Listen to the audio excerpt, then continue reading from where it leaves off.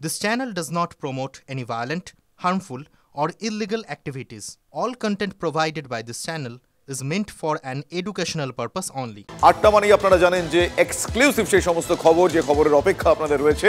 আর আজ শুরুতেই সকাল থেকে ছবিটা কেমন, তার কারণ গতকাল যে নতুন রুটের শুভ সূচনা করলেন UEN Jaipur is a perfect target for prospective students aspiring for good jobs, good education with future-ready skills. Narendra Modi আর সেই শুভ সূচনার পর সকাল থেকে ঠিক কেমন সেখানকার হাওয়া একবার দেখবো। হাওড়া ময়দান থেকে সেক্টর 5 মেট্রো পরিষেবা চালু হয়ে গিয়েছে আর এই নয়া পরিষেবায় যাত্রীরা খুশি। সকাল 6:30 হাওড়া ময়দান থেকে প্রথম মেট্রো ছাড়ে। উদ্বোধনের পর গতকাল সন্ধ্যে থেকে শুরু হয়ে গিয়েছিল পরিষেবা। আপনারা জানেন মেট্রো সফরে যাত্রীরা উচ্ছ্বসিত।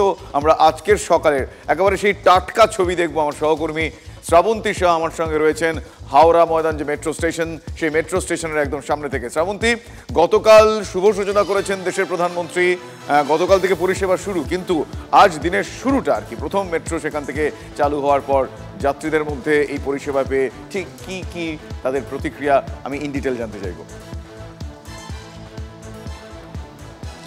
Good morning Subhajit. যখন সত্যি মর্নিংটা ভীষণ ভালো হয়, কারণ প্রত্যেক যাত্রীর মুখে হাসি থাকে, এরকম আমরা একদম ইয়াং জেনারেশন।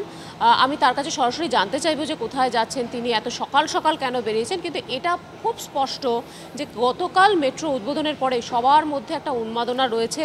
এত দ্রুততার সাথে হাওড়া থেকে সরাসরি সল্টলেক পৌঁছে যাওয়া এবং ঝকঝকে মেট্রো স্টেশন, সেই সঙ্গে মেট্রো।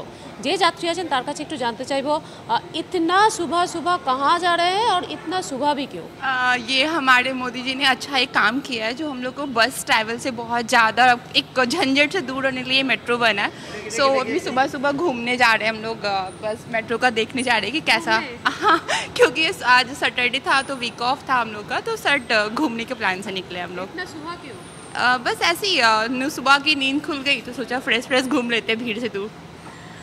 যেরকমটা তোমার বলছিলাম যে গতকালের যে একটা উন্মাদনা ছিল, সেটা যেটা ও বলছিল যে এত সকাল সকাল তার জন্যই, শুধুমাত্র ঘোরার জন্য। আরও বন্ধুরা রয়েছে, তাদের সাথে একটু কথা বলতে চাইবো। थोड़ी आइए, घूमने आए हैं क्या? हाँ, बस देख रहे थे, नया लाइन सॉल्ट लेक से इधर आया हुआ है। तो आप लोग तो डेली पैसेंजर हो, कितना आपके लिए ये यूज़फुल होगा? नहीं, अब देखिए डेली तो नहीं बोल सकते, बट अब हाँ, अब घर जैसे हम लोग बिहार से हैं तो अभी न्यू टाउन में रहते हैं, तो वहाँ से अब क्या होगा कि डायरेक्ट सॉल्ट लेक से सीधा हावड़ा आने का झमेला हो जाएगा। बस से झमेला ख़त्म। अब ट्रेन मिस नहीं होगा? नहीं, ट्रेन मिस नहीं, अब टाइम पे आ जाएंगे। শুভজিৎ, একদম সঠিক সময় পৌঁছে যাওয়ার একটা সহজ রাস্তা, তার জন্যই সকলে বেরিয়ে পড়েছেন। এবং আজকের দিনটা বোধহয় কোথাও একটা স্পেশাল, তার কারণ শনিবার সকাল অনেকেরই অফিসটা ছুটি থাকে, সকাল সকাল, তাই মেট্রোর জন্য অনেকে এসে গেছেন। কিছুটা পর থেকে আমরা যেরকমটা বুঝতে পারছি যে ভিড়টা বাড়বে, কারণ হাওড়াতে যে সমস্ত ট্রেনগুলো আসবে এবং সেখানকার যারা নিত্যযাত্রীরা সরাসরি সল্ট লেকে পৌঁছে যাওয়ার জন্য একটা তাড়াহুড়ো পাবে। আমরা সেই তাড়াহুড়োর ছবিটাও দেখতে পাচ্ছি। যাত্রীরা যারা আছেন তারা দ্রুততার সাথে নেমে যাচ্ছেন মেট্রো স্টেশনে এবং সেখান থেকে সরাসরি সল্ট লেক পৌঁছে যাবে। একদমই তাই, একদমই তাই। তুমি যেরকমটা বলছিলে যে হাওড়া থেকে সল্ট লেক এবং সরাসরি চলে যাওয়া, এবং হাওড়া মানে যে রেল স্টেশন, সেই রেল স্টেশনের পাশেই এবার মেট্রো স্টেশন। ফলে ট্রেন থেকে নেমে যাত্রীরা তারা তাদের গন্তব্যে মেট্রো মারফত পৌঁছে যেতে পারবেন, মেট্রো রেল মারফত পৌঁছে যেতে পারবেন।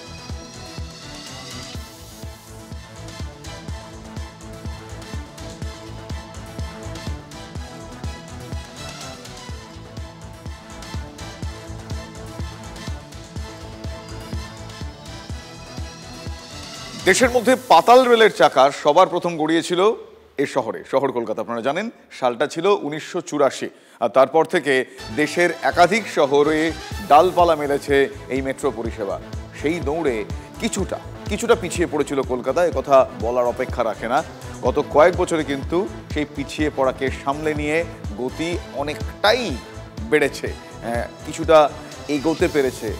উত্তর থেকে দক্ষিণ হয়ে মেট্রো এবার পশ্চিমেও ছুটবে, ফলে নিঃসন্দেহে সেটা গুরুত্বপূর্ণ খবর, ভালো খবর, যেটাকে আমরা সুখবর বলি। আর এমন সময় শুরু হয়ে গিয়েছে কি, ওই যেটা হয়ে থাকে দড়ি টানাটানি। মেট্রো তুমি কার, কৃতিত্ব নিয়ে কাড়াকাড়ি, ভোট বড় বালাই, রাজনীতি বলে কথা। ফলে রাজনৈতিক দলগুলোর কেউই পিছিয়ে নেই এই কৃতিত্ব নিয়ে দড়ি টানাটানি খেলায়। আসুন একটু বিস্তারিত দেখি।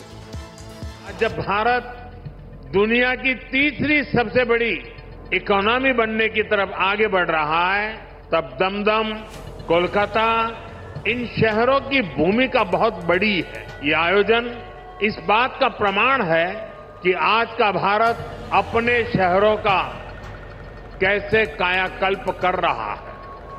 প্রধানমন্ত্রী সবুজ পতাকা দেখালেন। শহরের গতি আরও বাড়ল।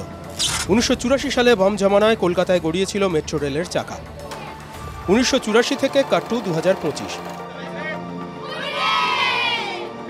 বাম জামানাকে বাম পাশে রেখে রাজ্য এখন জোড়া ফুলের দখলে। কলকাতার এই গতির কৃতিত্ব কি তাহলে জোড়া ফুলের?